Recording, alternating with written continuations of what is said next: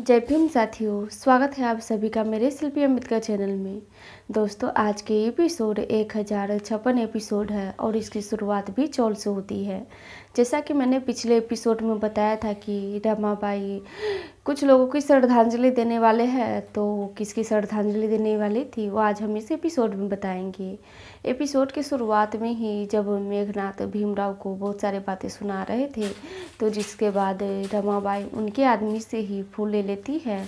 और कहने लगती है कि जिन लोगों को लग रहा था कि अखबार ऑफिस को जला देंगे तो मेरे पति के मंसूबे को रोक लेंगे, तो उनके सोच को मैं श्रद्धांजलि देती हूँ।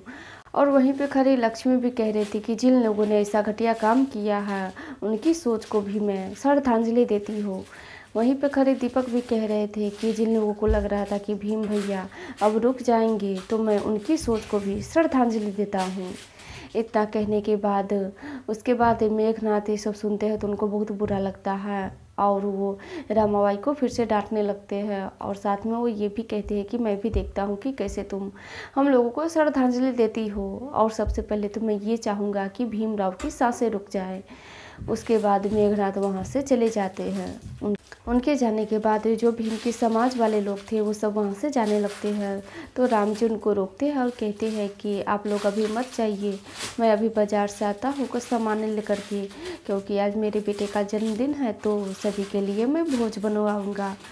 तो उसके बाद वहीं पे खड़ी जीजाबाई करुणा ये सभी कहने लगती है कि कोई भी बिना सबूत के हम लोगों पे आरोप नहीं लगाएगा, क्योंकि हम लोग भी अच्छी तरीके से जानते हैं यहाँ कुछ भी बुरा होता है तो सब हम लोगों को ही जिम्मेदार ठहराते हैं, इसीलिए कोई भी बिना सबूत के हम लोगों को नहीं सुनाएगा।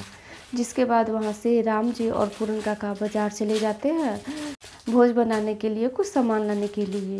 फिर उसके बाद वहीं पे खड़े शिशुपाल कह रहे थे कि क्या हुआ जो भीमराव के जन्मदिन पे अखबार नहीं निकला, तो इससे अच्छा कि हम सभी मिलके दूसरा अखबार ऑफिस बनाते हैं, तब तक बन भी जाएगी। तो सभी मिलके अखबार ऑफिस बनाने लगते हैं और जितने भी भीम के विरोधी थे वो सभी चौल में जाके हंसने लगते हैं और कह रहे थे कि हम लोग ने जो सोचा था पूरा योजना हम लोगों का सफल हो गया, जैसा हमने सोचा था वैसा ही हुआ, क्योंकि रात के समय अगर हम लोग अखबार ऑफिस में आग नहीं लगाए होते तो आज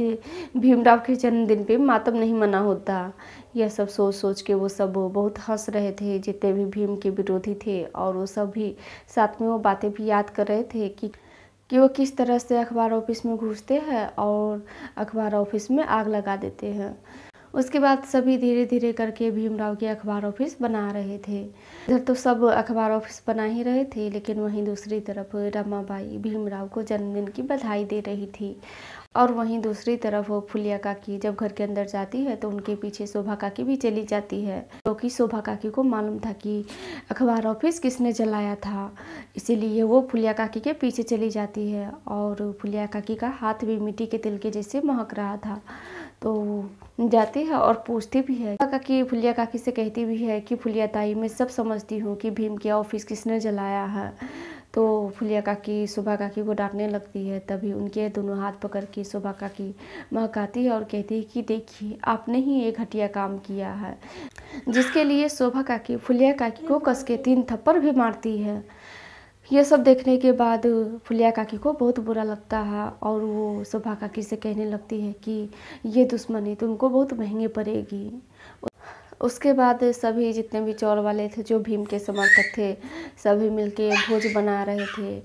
और जब भोज बन जाती है तो सभी एक साथ बैठ के भोज खाने लगते हैं। जिसके बाद एपिसोड समाप्त हो जाती है। अब अगले एपिसोड में क्या दिखाएंगे हम अगले एपिसोड में बताएंगे, क्योंकि आज की एपिसोड यहीं पे समाप्त हो जाती है। तब तक के लिए जय भीम, फिर मिलेंगे अगले वीडियो के साथ।